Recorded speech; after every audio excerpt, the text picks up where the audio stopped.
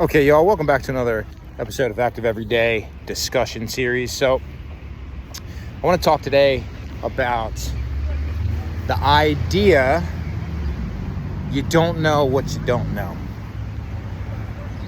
Yeah, you don't know what you don't know. Well, what does that mean? It means we have not accessed a part of our brain that allows us to conceptualize new ideas about topics that we have little or no understanding of. Until we become fully entrenched in the learning process about any topic, we can't begin to know and understand information about that topic. And it's not until that process of learning and knowing information that we can then begin to open up the creative side of our mind and conceptualize more broad ideas that might be related or interconnected. So we can't know what we don't know. When we relate this to exercise, the more you start to reflect back onto your body, the learning in between, the topic that I had covered in a previous discussion, until we reflect and start really thinking critically about some of the things that we have tried or put ourselves through, we can't fully begin to learn as much as we could learn, the opportunities to learn about exercise. It's not just about the participation in the exercise or having a good coach that teaches you some information. You got to put your own cognitive legwork in, okay?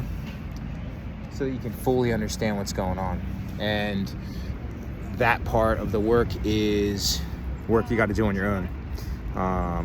We can't help you. We can't hold your hand there. The time in between, all the hours in your week that you don't spend with your coach or with your like group of friends exercising or whatever the case may be, where there's an opportunity to be a bit mindless because you've got some guidance in front of you. All that time in between, that's your self-learning time, that's your reflection time. That's where you start to unlock that potential for information. Artists is basically how they live. They're very creative people, but their creativity comes from their time spent in the craft. Now, how well they execute the craft is also from time spent. So, how well they can create a straight line with their hand when they draw or paint or something like that, or how well they can, put details into, if it's a portrait, like facial structures. It really looks like a person, looks realistic. That's all sort of, fine motor skills that are refined. So there's our exercise. But the creativity to conceptualize mixing color palettes together and, putting, different imagery into whatever form of art they're going to do. The creative side, that comes from lots and lots and lots and lots of art being made, lots of art that the artist never shows you, lots of art that they never have an intention to sell because in their mind it sucks. And if you're buying a piece of art or you see a piece of art out in the world, the chances that is the first iteration or attempt at that piece of art is very unlikely. That's probably the 100th, 500th, maybe even the 1,000th iteration of that piece of art. Never forget there's outliers. I'm not silly to the game. Sure, some people are naturally creative. They can come up with things quickly and they can come up with lots of different things. But for most of us, we got to spend time. We got to spend the time in between, self-learning, practicing, reflecting. That's the key. Bring it back to you don't know what you don't know. We start to unlock more things that we know. In this case, exercise, knowing about ourselves, knowing what's hard, what's easy, how we respond, being able to prep for the next challenge. Just a few things related to what you can learn about yourself as you go through your exercise routine and practice. learning your limitations, where your boundaries are, what you're really capable of.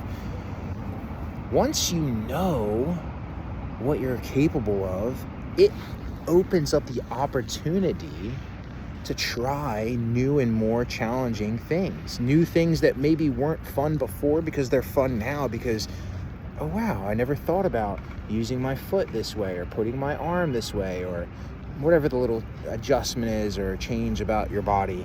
A recent interaction with one of my clients, doing some split squats and some lunges and losing her balance, and we just kind of brought the conversation back to how we can feel our trunk muscles, our core muscles, and how those muscles stabilize our body, and how asking these muscles to help our legs and our feet balance can tie things together.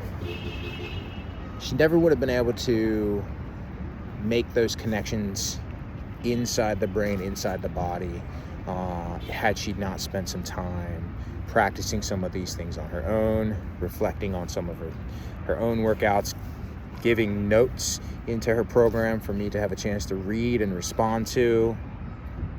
This is an example. You don't know what you don't know until you know something, and then you start to know a lot. All right? It's just another extension of how we can perpetuate positive changes in our goals, but it takes time up here to bring it down low. Last thing I'm going to close you off with, you don't know what you don't know. You've heard me say it a lot. It's not meant to sound negative, but what it is meant to do is to remind us that if we keep an open mind and we keep a positive mind about new things, especially things that we're not comfortable with, things we might have had a lack of success with before, but we keep that open mind and we take our advice from the people we're learning from, we pair that with that self-learning, we start unlocking new ways to conceptualize these ideas, and now we may interpret an experience that brought us negative outcomes or negative emotions in the past. We may interpret a new way to approach. We may think of a new way to navigate the puzzle, to navigate the landscape, to problem solve the challenge that we have. Okay, y'all. It's about keeping an open mind, staying positive. You don't know what you don't know until you start to. Hey, have fun with these ideas. Do what you can with them. Try your best. Ask me questions. Leave some comments. Like, subscribe. I'll see you soon. Stay active every day.